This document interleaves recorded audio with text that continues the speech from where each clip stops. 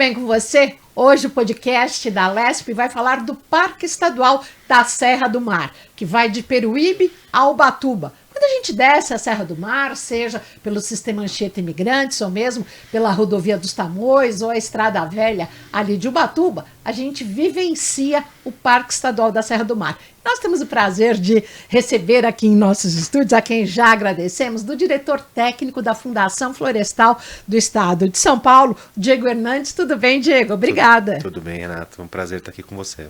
Diego, conta pra gente, o que é esse parque e como ele se constitui?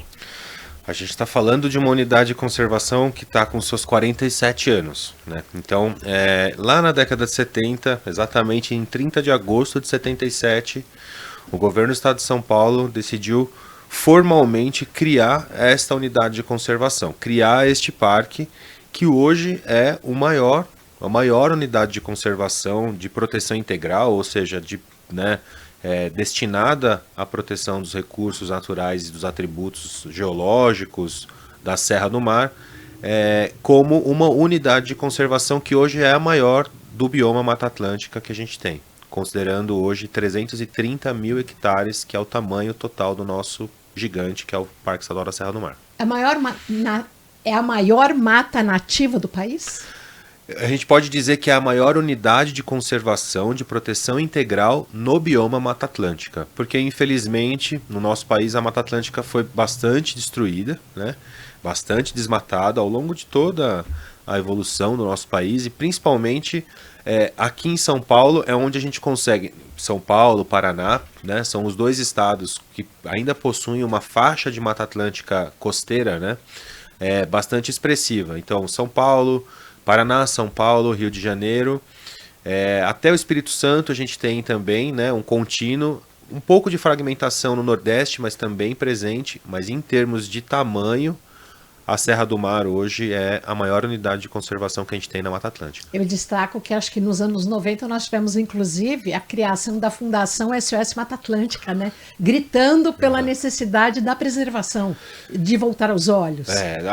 Esse é o bioma, para quem vive, mora, né? Na verdade, no nosso país, grande parte da população do nosso país está sobre a Mata Atlântica. Então, as principais cidades, as principais, as capitais mais populosas, né, estão no bioma, e isso dá um desafio muito grande, né, porque você teve ao mesmo tempo da expansão das cidades nessa época sobre uma vegetação que é muito sensível, né, e que também importa bastante para a gente quando a gente fala em corredores. Eu acho que a Mata Atlântica ela tem esse...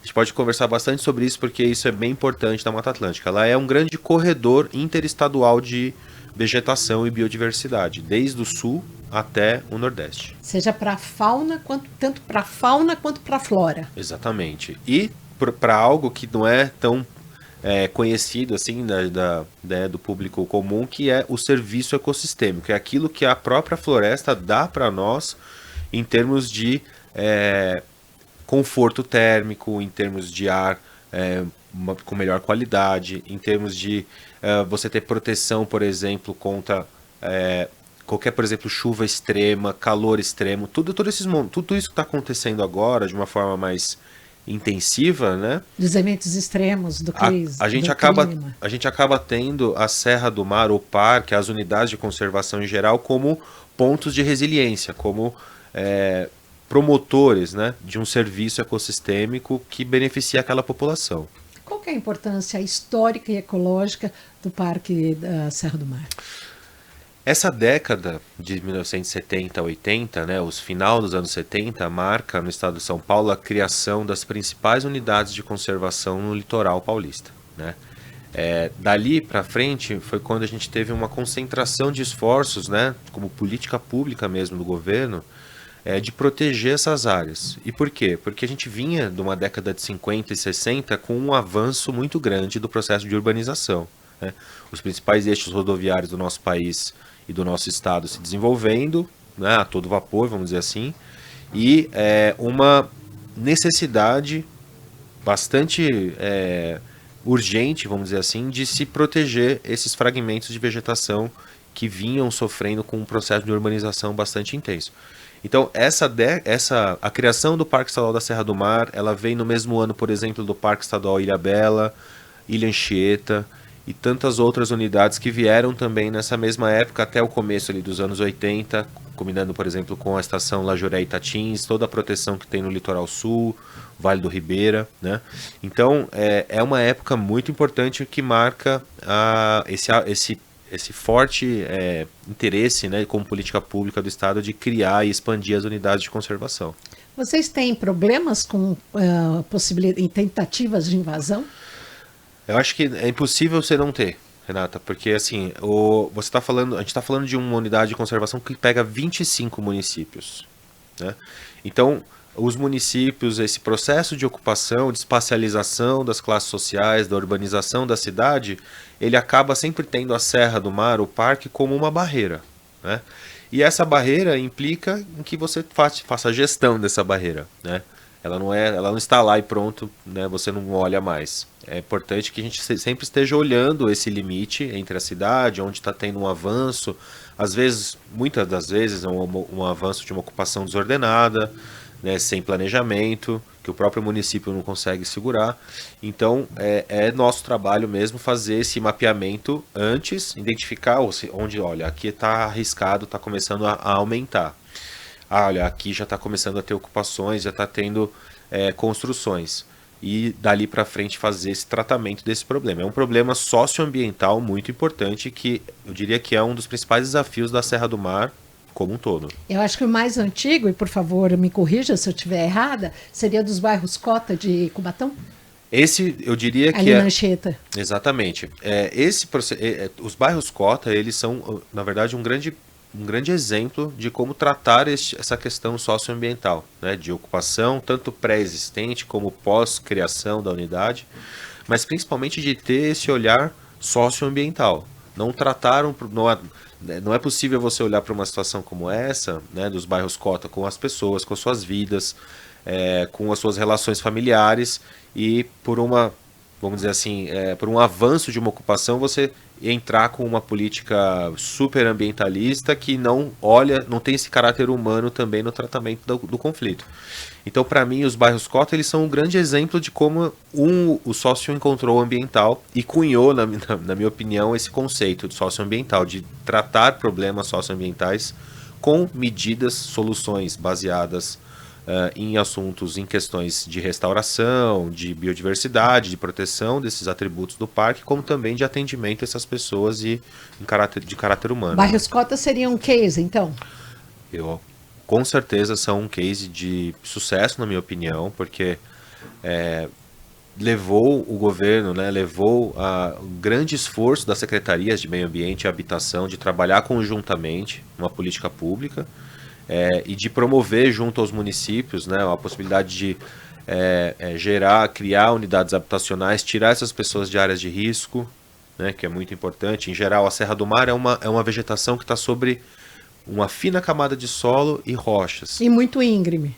Então, as áreas de risco são quase que constantes na serra. Então é importante que haja essa leitura também do problema, né? Não é porque tira-se só por questões ambientais, não, é porque existe um risco.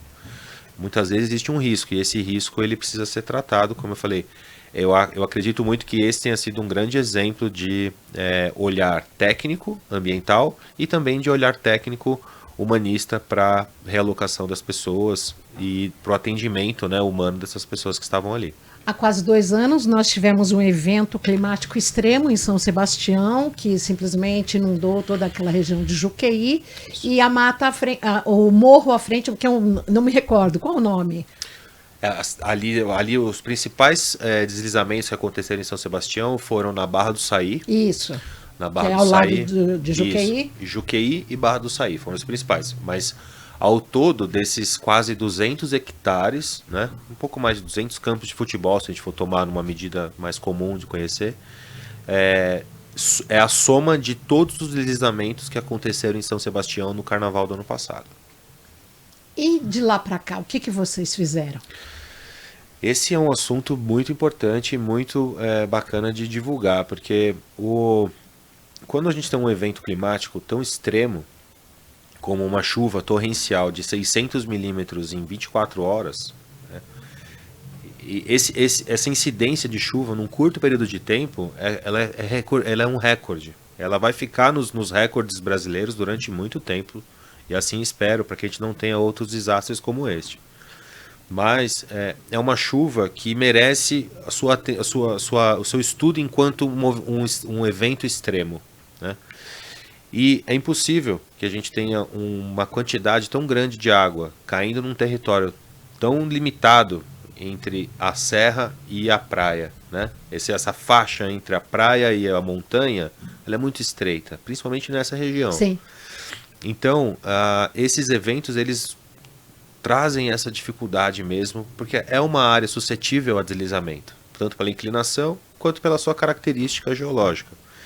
Então, o que a gente tem feito? Né? Buscando a restauração, a gente está falando de uma floresta que estava lá há séculos e que não tinha sofrido nenhum tipo de intervenção, né? Uma perda total, vamos dizer assim.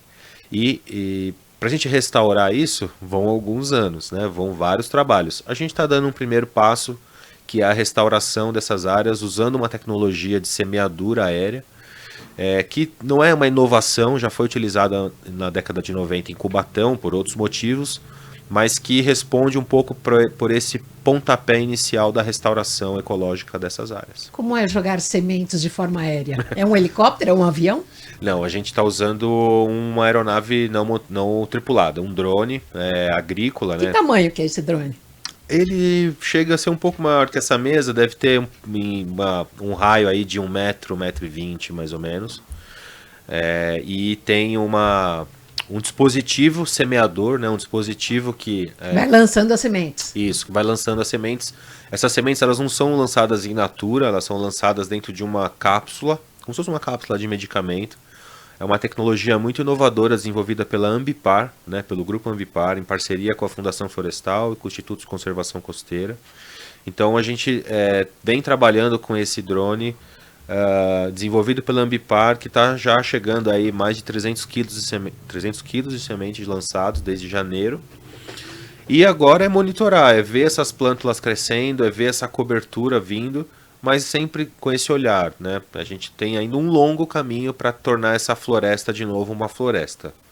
Mas o primeiro passo é cobrir o solo, proteger o solo e enriquecer um pouco essa área que perdeu muito, né, com o deslizamento. E dá para saber se a floresta está vingando? Dá para saber, a gente consegue fazer isso através do monitoramento.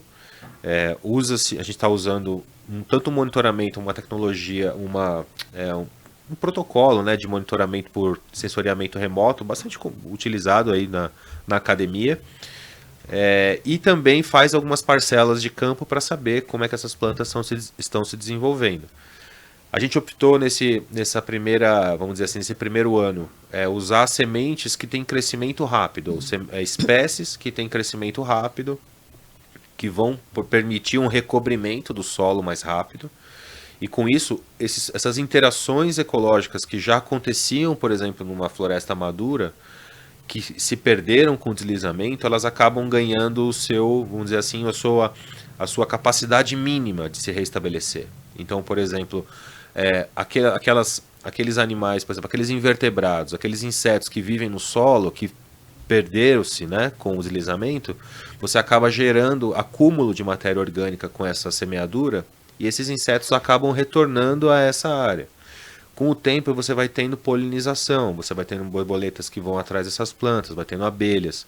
E isso vai desenvolvendo. Retomando o ciclo. Isso você vai restabelecendo as interações ecológicas. Eu acho que esse é o principal objetivo da semeadura ou da restauração de áreas afetadas por deslizamento. Não recompor e, vamos dizer, reconstruir a floresta de um dia para o outro, mas dar as condições mínimas para que ela possa se autorregenerar. E filhotes de animais, é possível colocá-los? A gente vê aves, né, já frequentando algumas áreas, o que é muito bom, porque as aves são polinizadoras. Então, uma ave que se alimenta próximo a uma área que sofreu deslizamento, ela já está contribuindo com a semeadura, né, porque ela voa de um lugar para o outro, deixa ali as suas fezes com uma semente, com o resto de um fruto, isso é muito importante. Então a gente consegue ver algumas aves sim, Mamíferos é um pouco mais difícil. Conforme a gente vai tendo o avanço dessa floresta, eu acredito que os mamíferos vão começar a aparecer. O que significa para você participar desse projeto? Você que está formado há quase 20 anos e há 15 anos estar na Fundação Florestal cuidando do Parque da Serra do Mar. Para mim, é a minha vida, né? Trabalhar para a unidade de conservação, desde que eu me formei na Universidade Federal de São Carlos, foi sempre voltado para biologia em unidade de conservação. Mas você fica só no escritório ou pisa na terra também? Hoje em dia a gente está defendendo pelo escritório, né? Mas eu trabalhei como gestor, eu fui técnico de campo, trabalhei como gestor de parque especificamente, que é uma função que eu diria que é a principal função da nossa equipe, né? É aquela pessoa que está no front mesmo, que visita as áreas, que coordena os projetos. Então hoje a gente está construindo, hoje o trabalho é construir uma fundação florestal forte, organizada, né? Estrategicamente, que se consegue se planejar estrategicamente para esse novo mundo que é a mudança climática. Gerir unidades de conservação mudou muito desde a sua criação. Hoje a gente tem que enfrentar a relação da cidade mudou muito, né? Então tem vários trabalhos junto aos municípios, planos de adaptação climática que passam pelo plano diretor municipal, que trabalham junto conosco, né? Então eu acho que hoje o grande desafio é trabalhar a governança, né? Porque meio ambiente é governança. E nesse caso a gente tem hoje uma missão muito grande que é estabelecer uma governança sustentável, vamos dizer assim, e efetiva para as questões ambientais no estado.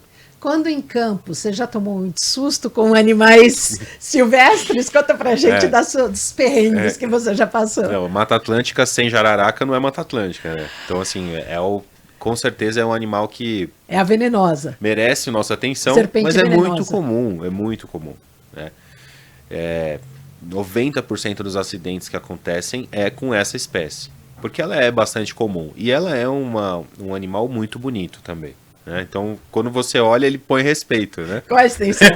Depende, acho que assim, tem de todos os tamanhos e principalmente os mais perigosos são as pequenas, porque é as que você vê menos, né? É a que você quase não vê, são bem camufladas e especificamente as pequenas, né? Que tamanho? 30 centímetros? Por aí, no máximo, 30, 40 centímetros. São serpentes tão pequenas e elas ainda não têm uma curiosidade bem interessante. As jararacas filhotes, elas não têm, por exemplo, elas não controlam o seu veneno ainda. Elas não aprenderam a fazer isso. Mas ela já é venenosa.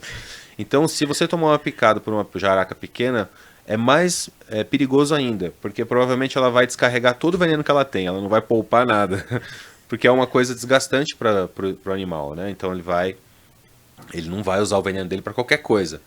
Já as pequenininhas, elas não estão sabendo, então se você tomar uma picada de jararaca filhote, corre logo, porque... E a maior? Qual a maior que você se lembra de ter visto? Tem jararaca de 1 metro e pouco, 1,30 m, dá para ter... As maiores serpentes que a gente tem, venenosas, né, peçonhentas que a gente tem em São Paulo, com certeza é a jararacuçu, que no próprio nome diz, né, jararaca-açu, de grande, que pode chegar aí 1,5 m, talvez até um pouco mais. Então, jararaca no topo da lista, e depois?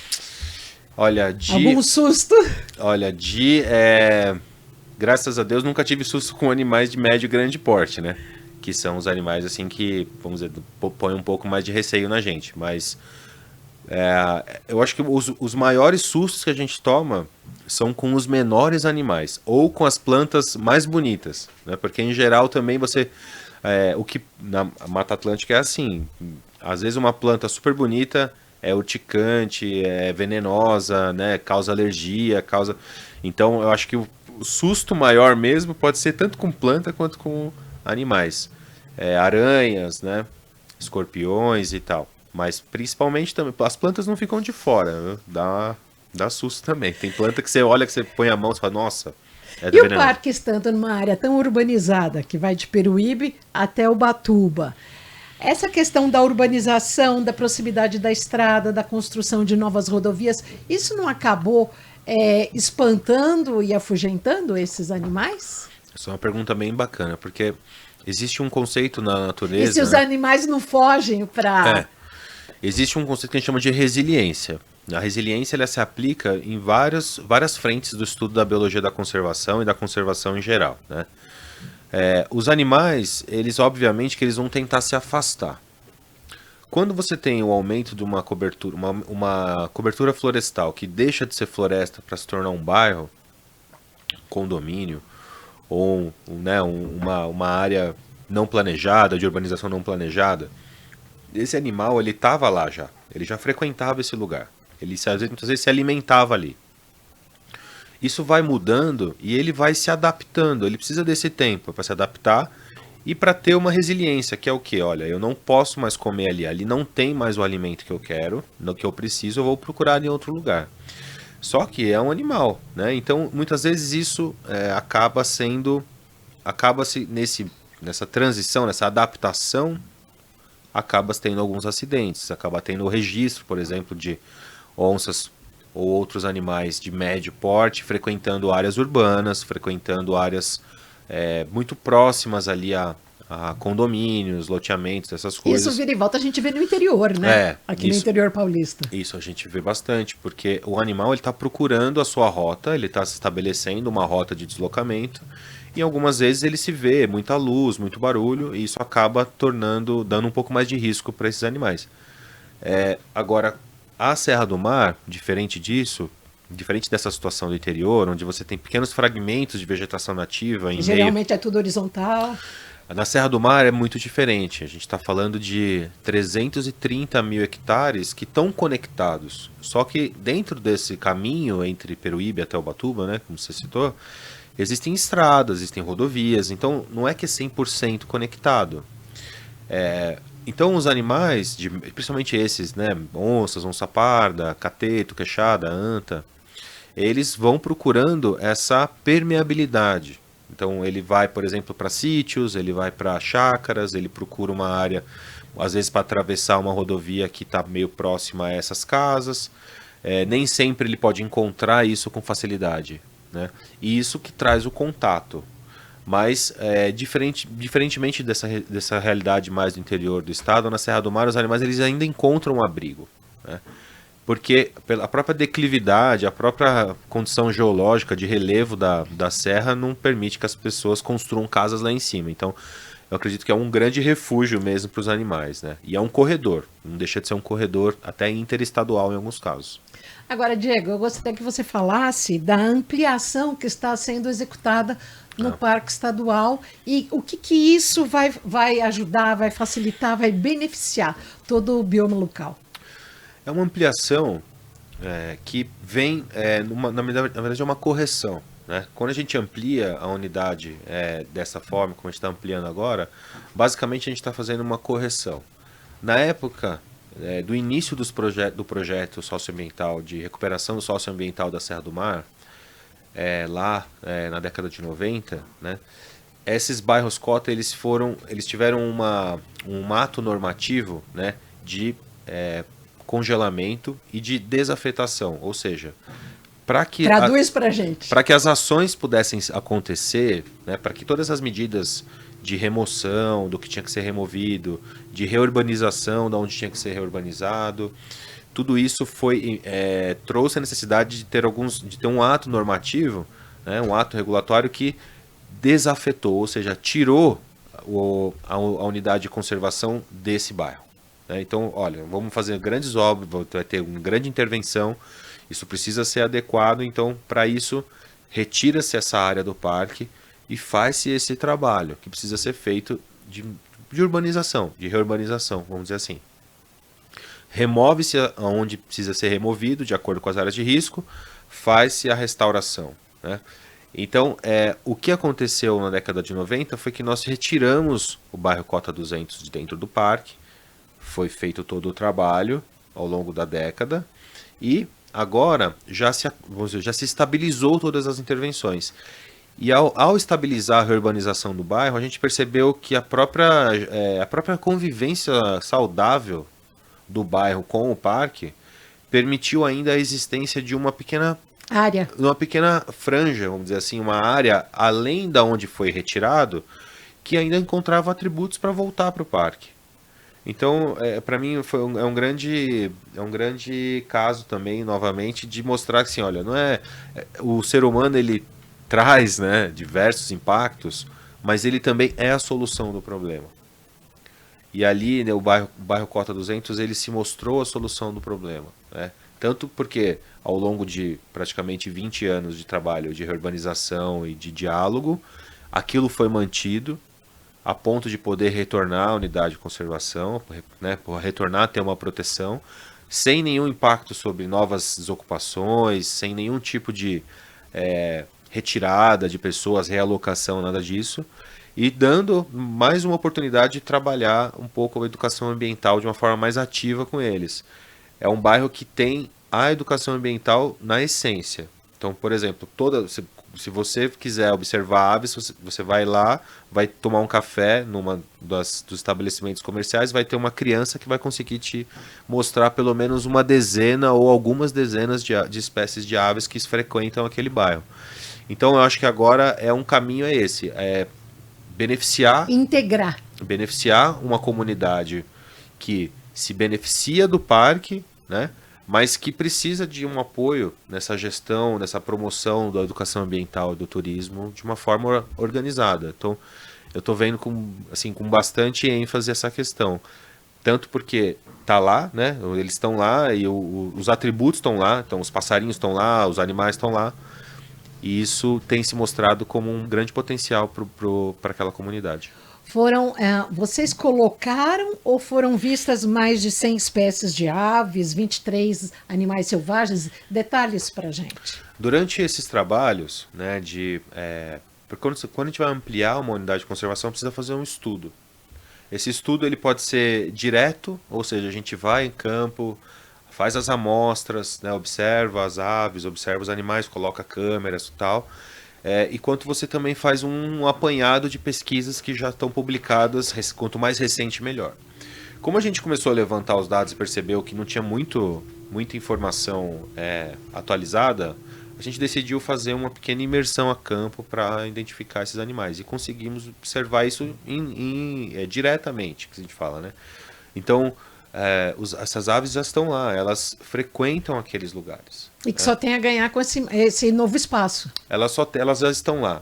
Então, elas vão se alimentar na borda da mata, você consegue ver saíras, várias espécies de saíras. O que é saíra? Saíra é uma espécie muito, muito bonita, característica da Mata Atlântica, que tem pelo menos 6 a 7 cores de penas na mesma ave. Então você acaba vendo grandes... Qual o tamanho? Dá menor que essa caneca. Dá um animal de 10 centímetros no máximo. Lindo, super colorido. Beija-flores também. Então você tá ali, você tem a oportunidade às vezes de estar tomando um café ali e ver um beija-flor super florestal, sabe? Não é um beija-flor que você vê na cidade. É um beija-flor que você vê que ele é da floresta. Né? Ele tem uma espécie que não consegue se deslocar, por exemplo, a longas distâncias, longe de uma área florestada. Acho que é essa a característica. Eles já estão lá. E tem muito a ganhar agora com a tentativa de organizar um produto de ecoturismo ali. Né? A própria comunidade pode explorar esse ecoturismo da observação de aves, porque elas estão lá e elas vão com certeza brilhar nos olhos de todo mundo. O Parque Estadual da Serra do Mar tem vários núcleos. Vira e volta, a gente ouve nos noticiários, porque os bombeiros, os homens do COI tiveram que localizar um grupo de turistas que não tinham guia, que se perderam na Serra do Mar, que ficaram dependurados. Isso. Como é que funciona esse trabalho na contramão aí que vocês têm? Esse trabalho de ordenamento turístico e de segurança do uso público é um trabalho que nos Eu, quando adolescente, desci o Parque Estadual da Serra do Mar ali por Paranapiacaba. Esse é um dos principais roteiros que tem, né? A gente tem alguns pontos que são muito perigosos, né? São perigosos por quê? São perigosos porque qualquer tipo de acidente, o acesso, ele não está mapeado. Se é uma trilha que não está aberta ao uso público, o que isso acontece? E qual que é a pressão que isso dá? Eu não sei. Como não está aberto ao uso público, os bombeiros não têm uma rota de acesso. O celular não pega. Os nossos guardas florestais não têm uma rota estabelecida. Os bombeiros eles precisam se se organizar muito, às vezes tomando muito tempo para fazer uma operação de busca e salvamento, né?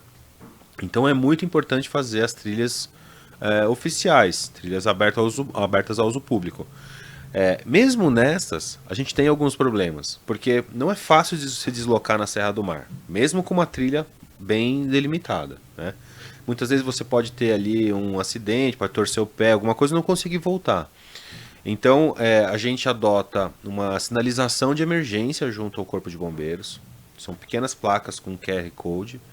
E nesse QR Code tem um código, né? Quando você se perde e não tem acesso, está sem sinal, alguma coisa, você pode passar o celular em cima, mesmo offline, e vai vir uma mensagem para você: se acalme, permaneça no local que você está, não se desloque, né? E dá uma mensagem e fala para você: olha, se você conseguir sinal, informa que é o código tal, A5, A6, E2, E3. Porque esses mapas com esses códigos, eles estão feitos por nós, junto ao Corpo de Bombeiros. E quando há um acidente, quando a pessoa liga, por exemplo, não consegue um 93, fala: olha, eu estou no código E5 na trilha de Paranapiacaba. Pum, caiu ali. Aí a gente já sabe, por exemplo, se é o pessoal do grupamento de bombeiros de Santos que vai, ou se é o de São Paulo, né? Isso assim, tira muito tempo do problema, resolve muito do problema. Mas é importante sempre ter cuidado, né? Mas quais são as que dão mais problema? Olha, a rota Paranapiacaba, né? Paranapiacaba-Cubatão, é um bastante Muito perrengue. bastante ocorrência, vamos dizer assim. Tem operações de busca e salvamento longas. Também o trecho de Bertioga, ali pela Mogi Bertioga, que a gente chama de Cachoeira do Véu da Noiva, Cachoeira do Elefante também. É uma grande cachoeira, uma das maiores que tem na Serra do Mar, em que muitas vezes as pessoas não querem usar o caminho oficial, que é pela Mogi Bertioga, e adotam outro caminho, e ali também a gente tem problema. E Boiçucanga, Ribeirão de Itu em Boiçucanga, é uma trilha também que dá um pouco de trabalho do uso irregular. E é importante... Porque todo mundo vai atrás das cachoeiras. Nem sempre o uso irregular é só se perder, né? Às vezes a pessoa até vai preparada, paramentada para uma trilha, apesar de ser uma trilha não oficial, ela até tenta ir paramentada, acaba se perdendo e tal, é uma situação. E tem uma situação também de uso inadequado, né?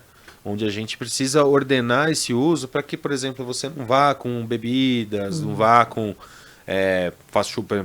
fazer churrasco, essas Acampar. coisas. Nos lugares que não pode, né? Porque cachoeira, mesmo dirigir e beber, cachoeira e bebida, elas não combinam de forma alguma. Então sempre a gente busca esse ordenamento, tanto do uso inadequado quanto do uso irregular. Mas o que é importante é porque essas ocorrências, esses problemas, eles são pequenos perto do volume, né, de visitas boas e legais que dão experiências boas para o turista.